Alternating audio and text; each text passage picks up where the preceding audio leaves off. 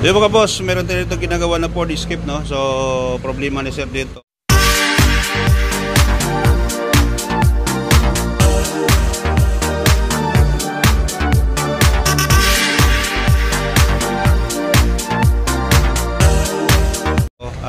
Walang free yun. So, na-check ko naman yung mga hose sa labas, mga dugtungan sa compressor, sa condenser, wala namang indikasyon na may leak, no? So, pinapabaklas ko yung evaporator. Ngayon, ang evaporator nito mga boss, ganito pong baklas niyan. Hindi po yung binabaklas na isa-isa, kundi buo.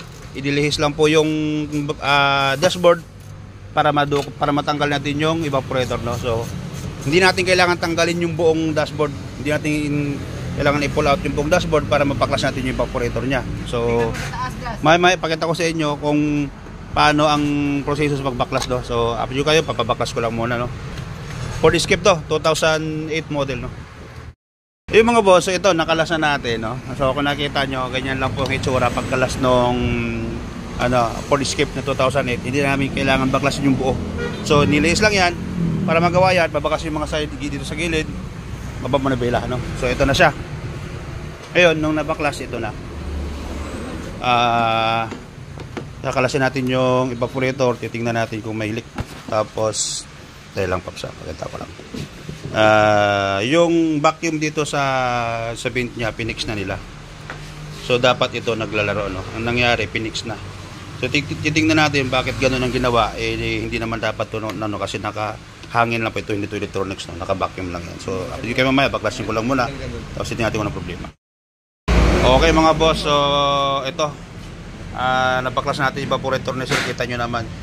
Simula nung pagkabili, hindi pa napalinisan, hindi pa nabaklas yung aircon pati yung dashboard. So kita nyo, solid naman. Kasi sabihin natin nasa mga 12 years na, no? Sabihin natin 12 years na siya, solid na solid mga boss. So kita nyo, oh, lumabas na yung dugo ni Green Lantern na yun, oh. So dito yan, positive na butas evaporator. So palitan na natin. Tapos dinisan ito yung mga housing, palitan na filter dryer, expansion valve. Tapos yun, langis lagay tayo mga boss. So update kayo. Yo mga boss, so okay na yung Ford Escape ni sir. So naibalik na natin, nagpalit na tayo ng evaporator dito, expansion valve, filter dryer, ano.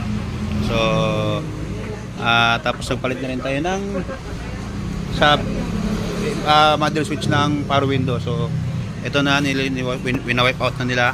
So ayan, naka-hazard yata. So ayan mga boss, so binabalik na ilalim. Tapos ayun, okay na, alis na si sir, no? Para, saan ka pa sir? QC? QC. Yun, Quezon City pa mga boss, no? Dumay lang si sir ng C6 para ipagawa yung Ford Escape niya, no? Pero nakarang buwan, ginawa ko tong sa wiring ng aircon niya, no? So kasi hindi na-engage, puro init yung binubuga. So naayos natin yan. Ngayon, bumigay naman yung evaporator niya. Sa loob ng 2012 model siya, hindi pa nabuksan yung evaporator, hindi pa nalinisan yung aircon. Solid naman. So ito na yon, no? So palit tayo halos lahat. Ang compressor lang hindi natin napalitan mga boss, at saka condenser. Yan lang. Thank you.